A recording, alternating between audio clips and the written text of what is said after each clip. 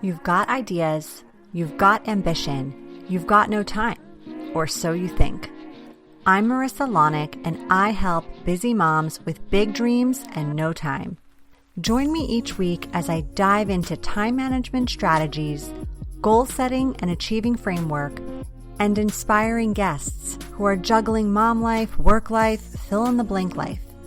Dreams don't work unless you do, and just because you're a mom doesn't mean you can't still make it happen, whatever it means to you. Welcome to the Mama Work It podcast.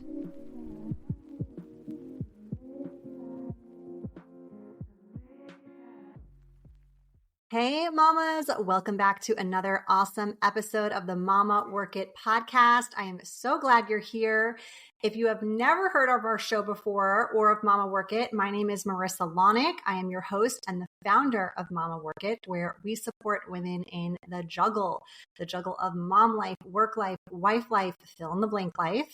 I am also a working mama of 4 kiddos. Today, we are talking all about careers, and we have an amazing guest. Her name is Sasha Elezovski. She is a SHRM-CP, a transformational career coach, a former corporate HR leader, and she helps ambitious women break through self-doubt, negotiate their worth, and take bold, unapologetic action in their careers. With 13 plus years of experience in HR and recruiting, a master's in HR development, and a certification as an intuitive life coach, she fuses corporate strategy with intuitive guidance to help women align their ambition with their values and get paid accordingly without working a minute past 5 p.m. Sasha has helped countless women land 15 to 50K salary jumps and high value career moves. She's also the creator of the Corporate Glow Up, a newsletter and community dedicated to helping career-driven women elevate with confidence, strategy, and a little bit of magic. Sasha, I can't wait to dive into this conversation. Thank you so much for being here. Thank you so much for having me, Marissa. You have no idea how much it means to have the opportunity to speak to women in this way. So. Yes, and I know you're going to share so much good stuff with us. So let's dive right in. First and foremost, tell us just a little bit more about you, your journey as a working mom, and how you got to where you are. Yeah, so like you very eloquently put it, I've been in corporate HR for the last 13 years. Throughout those 13 years, I've helped so many women throughout their journeys, but also I was learning a lot about myself and about motherhood and about, what it means to be a woman in corporate, right? So I had my children, I went through a marriage, I went through a divorce. And so one of the most important times of my career was when I became a recruiter and I actually started to speak to women a lot more in a one-to-one. And that's when I realized that a lot of what I was going through was very universal. And that's what really drove me to becoming a holistic career coach to help women, because it was very disheartening to hear things like women having sort of like identity crisis or not an identity crisis per se, but more like a guilt pull, because they're like, I have to work from 9 to 5, but I can't pick up my kids at 3 to take them to their activities, right? I have to leave my kids, in after school care. And, how do I reconcile me like making a better life for my children when I don't feel like I am making that impact? And so this is what drives me. And I hope I'm not I hope I'm making sense here, but this is what drives me to be this vehicle for women in corporate. 100%. Yes. And I think we've all felt this if we're not feeling it right now. I mean, I remember living that life and not being able to do the drop-offs or the pickups or the after-school activities. And then when I was able to do that, I remember sitting in the car line and thinking to myself, I had 2 ways to think about this situation. I could think, God, it sucks to sit in the car line. It's such a waste of time. Or I could think, I dreamed of sitting in this car line for years, and now I get to do it. Yeah, exactly. That's another thing that I talk to women a lot about, or I help a lot of women with, is a lot of reframing. I do a lot of reframing work for that reason. I love you said that. I love Yeah. that you said that. Yeah. So you worked in HR for over a decade. You talk about storytelling and why this is so powerful and how it works when it comes to landing a job. So give us sort of the HR edition of storytelling and how this can help you if you are on the job hunt. Okay. So yeah, it's a very powerful thing. And it's because, you know, as humans, we are very much attracted to a good story, right? Like how many times have we remembered a story, but we don't necessarily remember the person's name, where we heard it from, but we remember how much it impacted us and the impact it created. Like you just remember the details of it all, right? And so this is why I encourage women, especially in this job market where you're getting hundreds and hundreds of applicants to one job, that when you do get in that seat, when you do get in that interviewing seat, or you go into a networking event, or even on your resume, that you succinctly and impactfully share your career stories. You know? So you're talking about sharing your story via your resume, via your cover letter. Any other way to make that stand out? I mean, I imagine when you're in the interview process, it's a bit easier to verbally do so. How do you actually articulate that in a resume or in a cover letter? So how I recommend women do this is by using the STAR method, right? The STAR method is an acronym for the situation, the task, the action, and the result, right? And so the way, for example, the way I would do it, if I was telling you like what I do or what I've done, is I helped a woman who was struggling with salary negotiation get a 20K increase by teaching her salary negotiation skills and helping her own her worth, right? So in that sentence, I was able to tell you the impact I have been able to do. And notice how I said a number in there, because numbers matter, right? You know, when we hear a story and we hear numbers, we're automatically like, oh my God, that sounds amazing, right? Like, and when I hear something like, when I hear someone say something like that, I'm like, okay, 20K, that's okay. That was a very huge impact that you made for that person. And so when you are struggling with, well, what do I say? Especially if someone asks you, well, you know, tell me about yourself. This is how you kind of want to put it together in your head so that you can be succinct and you can demonstrate the impact. Okay, so the STAR method, tell me again what it stands for. Yeah. So situation, task, action, and result. Situation, You want to make sure task, action, result. Okay.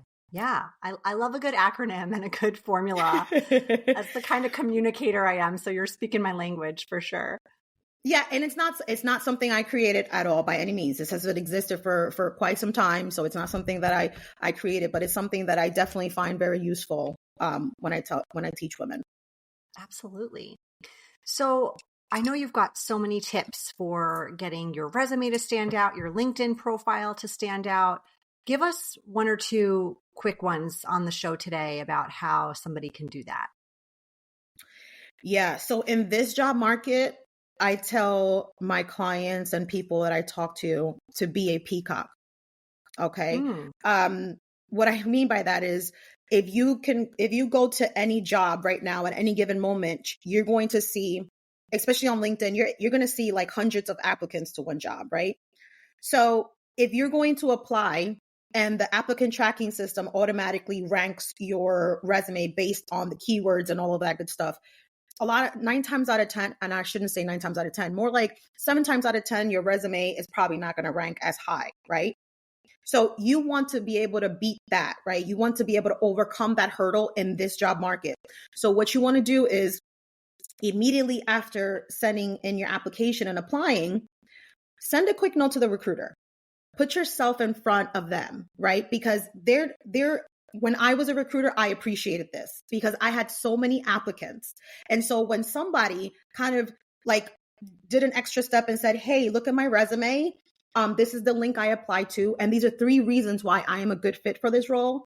I wanted to talk to them immediately because it just saved me a bunch of time. And not saying that because I've had discussions with people, very heated discussions with people where they've shared that, you know, recruiters are lazy and stuff like that. On a given day, I would speak to 10 to 12 people. And I did not have the time to go through all of these hundreds of applicants, unfortunately. So you want to make sure that you're taking that little extra step saying, hey, I just applied to this. These are the top 3 reasons why you need to call me right now so that we can talk about this, right? Mm-hmm. Be a little gutsy, be a peacock. You know what I mean? So. Yeah. I mean, listen, it makes sense. Not only are you sort of separating yourself from this massive list, but also you're showing such strong initiative and interest in the role. I mean, if you didn't care that much about it, you'd apply and you'd not think about it again. If you really did care about the role and you really wanted the job, you're going to go the extra mile and do a step like this. And that's also showing the recruiter that. Yeah. And we're just in a different time. Like 2 years ago, 3 years ago, you would have been okay just applying. The chances were much higher. But right now, what I'm saying is we just need to do things a little bit differently. Also, you said 2 things. The second thing I would say, and very quickly, networking. Networking is your friend. The last 4 jobs that I landed because people that knew me, that I've built genuine connections with, mentioned me in rooms that I was not in.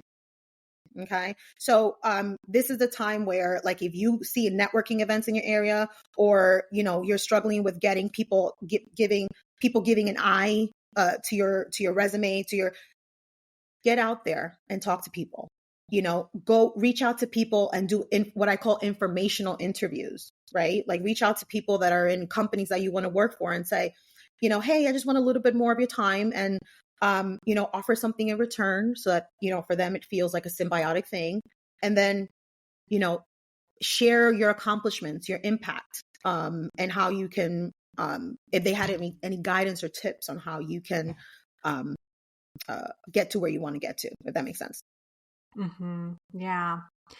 And so you're mentioning that this job market is pretty tough right now. And so I imagine for anyone who is job hunting, there's likely a lot of rejection, and that can be a major hit to your confidence and kind of question your worth and question your capabilities. So how can we sort of like move past those thoughts and beliefs when we're in a really tough job market like the one we're in now? Yeah. So I posted something on Threads a few days ago that went viral, apparently. And all I said was, please do not allow a rejection to make you feel, or to make you believe that you are worthless or useless or whatever. Like, your resume and, a recruiter's action does not determine your worth. Because don't forget, a lot of the times they're probably not even able to review your resume. They're probably not able to do that. So they just did it based on, I spoke to like the first 3 people that I was able to speak to, and we were able to, get our person from there. So a lot of times they're not even able to go through the entire list of people. So it doesn't mean that they looked at your resume and they said, oh, garbage. You know what I mean? Don't internalize it, because a lot of times, there's been cases where I had to close a job because they found someone internally. I've had to close jobs because the department decided, you know what? We actually don't need the budget for this. Let's close this down. So a lot of times it has nothing to do with you as a person. So I don't want people to internalize it, because what happens is, if you keep internalizing it, you start to get into this, you know what, I give up. And once you get into that role of I give up, you start to bring the energy of I'm going to accept anything that just comes my way. And you don't want to do that. You don't want to ever settle. So keep your spirits up. Don't let a rejection make you feel like something that you're not. I just don't want women to internalize that. Yeah, so true. It's like we can take it so personally. Meanwhile, there's probably 100 reasons that had nothing to do with us in so many ways. Exactly. Yeah. So you've got tons of resources, and you're gifting our audience today a free one. Thank you for that. And it is to help job seekers stand out in the market. So tell us just a little bit more about it, how it could help someone who's looking for their next role right now. What is this? Okay. So my freebie is the Land That Job with Strategic Storytelling. So the basis of it is, it's sort of like it's a workbook and a guide. So it walks you through like networking, personal branding, resume, LinkedIn. What it helps you do is kind of like write out how you can make an impact or how you can tell your story in a way that you can captivate the interviewer or the person that you're speaking to about your career, right? So it definitely talks about the STAR method in there. And it also has ChatGPT prompts that will help you revamp your resume and your LinkedIn profile in 10 minutes or less. By the way, this is someone that has an existing resume. I don't particularly agree with like someone creating like a resume that, a fake one to, I don't believe in exaggerating or anything like that in order to.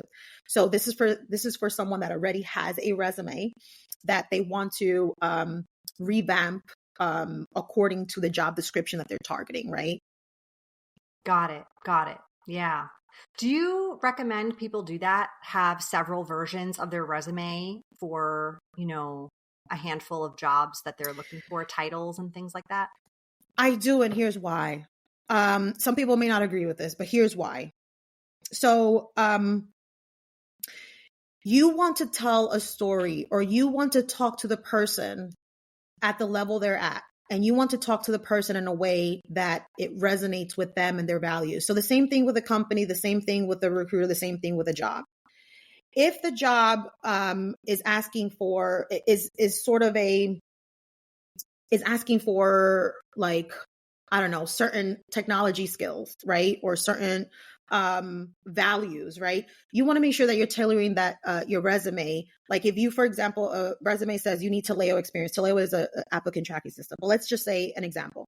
But I actually dabbled in that. You want to make sure that it's in there, right? A lot of people don't realize when I've reviewed many, many resumes, and I've realized that a lot of people don't think of certain things as important. So I would ask people like, well, what do you have this experience? Why don't you have this experience there? And they would respond back, well, I didn't think it would be important. And I'm like, it is, right? It is because the job requires it. So study the job description. A lot of times we're applying to jobs and not really reviewing what they're looking for. Definitely make sure that you're tailoring your resume to that job description. I would say have a handful of, so when I was looking for roles, I was looking for HR project manager roles, DEI roles, recruiter roles, right? So I would make sure that I would have a resume for these 3 job areas that tailored my tasks or my impacts for those jobs, if that makes sense. Yeah, it does. It does. Okay. It sounds like being a bit more thoughtful in the prerequisite phase of job hunting.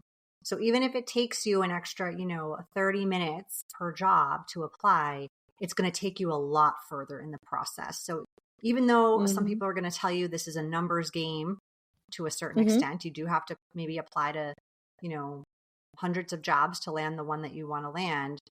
Being thoughtful about it is critical. Very intentional. And one last thing that pointer, I guess I would say is start tracking your performance, right? Like to your point, we're in a market where the conversion rate between application to you landing an interview is going to be a lot lower, right? But like if you're tracking the jobs that you're applying to and whether they go to interview or not, you'd be able to see, okay, are my tactics working, right? Are my strategies working? So like, for example, you apply to 100 jobs and you haven't landed an interview, or you landed one interview. That means that there has to be something that you do so that you can get more people to look at your resume and want to book an interview with you. And those things like networking, those things like reaching out to the recruiter can help you with that. Yeah. Yeah. Like maybe update your process a bit. Yeah. Okay. All right. Amazing. Sasha, thank you. We are going to head on into our lightning round now. This is where I ask just some random personal questions just so our listeners can get to know you a little bit better. Are you ready? Okay. All right. Tell us, if you could have any superpower, what would it be?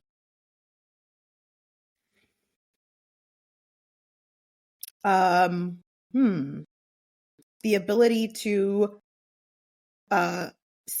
speak and understand any language, no matter what country I'm in. I think I would love something like that. Yeah. Love that. I would love it. Yeah, that's a good one. Nail salon, hair salon, or spa. You can only pick one place to visit for the rest of your life. Which one is it? Spa. Spa. Yeah. Yeah. Wow. All right. What's your guilty pleasure TV show? Oh. Right now, anything Real Housewives, like Real Housewives, anything in the franchise. The whole franchise. Yeah, I love it. Do you have a particular place you like the most? Like, are you a New Jersey housewife fan since you're living in New Jersey, or? You know what? Funny enough, my favorite one, I actually have the top 3, but my favorite one is actually Potomac. Okay. I have not seen that one. I love me some, if you know, you know, I love me some Grand Dame. I really do. Okay. So Miss Karen Huger, I love her. Because I have not seen this, but okay. If you know, you know. It's okay. All right. Would you consider yourself more of an introvert or an extrovert? Extrovert, but being extroverted a lot makes me want to introvert, if that makes sense. So like, if like people, I would say, I say fake introvert, fake extrovert, but really, you know, I show as a good extrovert, but if I do too much of it, I'm going to stay in bed for like 3 days after that because it was too much. Yeah. They say, what do they call that? An introverted extrovert? Exactly. Okay. That's me. That's me. Yeah. Good. All right. Finally, what's something most people don't know about you?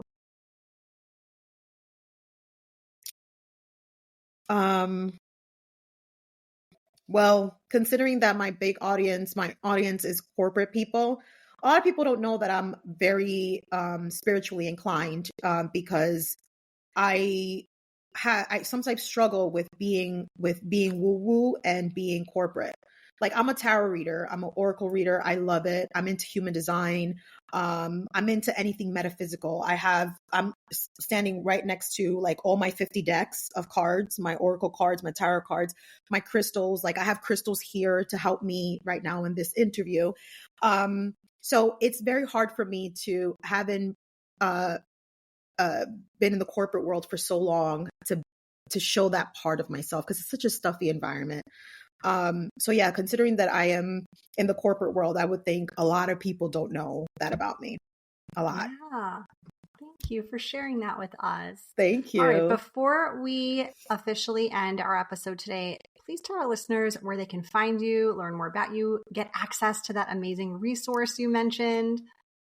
Yes. So, first of all, my newsletter, the Corporate Glow Up, I recommend everybody subscribe. It is a community where I'm trying to help women get the title, the paycheck, and the peace of mind that they're looking for without having to work a minute past 5 p.m. every single day, right? You don't have to work 50, 60 hours a week to get what you want in corporate. And that's what I'm trying to help women with some free tips. That's number one. Number two, my freebie, I can give you the link, or we can definitely put the link on this, down below or wherever it is that you put the link, Marissa. But it's it's a Land That Job Guide by Storytelling. You can also find me on LinkedIn. I have links there for my guide if you want. And in my corporate, my newsletter, the Corporate Glow Up, you'll also be able to find the links there. Amazing. And yes, we are going to link everything in our show notes today. Absolutely. So be sure to head over there, click them, subscribe, get access to that amazing resource. Sasha, thank you so much for these tips and for sharing all your HR wisdom. And if you are listening and looking to land your next job, I hope you found today's episode helpful. Yes. Thank you so much, Marissa. You've been listening to the Mama Work It podcast. I hope you've enjoyed this episode and would love if you could take a quick minute to leave me a review on whichever platform you're listening from, and maybe even send a note to a fellow mama friend recommending it. Reviews and recs help this podcast grow and reach more like-minded, awesome moms. And if you haven't subscribed yet, don't forget to click that button so we can stay in touch, girl. By the way, if you haven't checked out the Mama Work It website, please do. There are lots of free resources and great articles there that can help you with the juggle of work life, mom life, wife life, fill in the blank life. So head on over. Thanks again for being part of the tribe. I'll see you soon, but in the meantime, keep on working it, mama.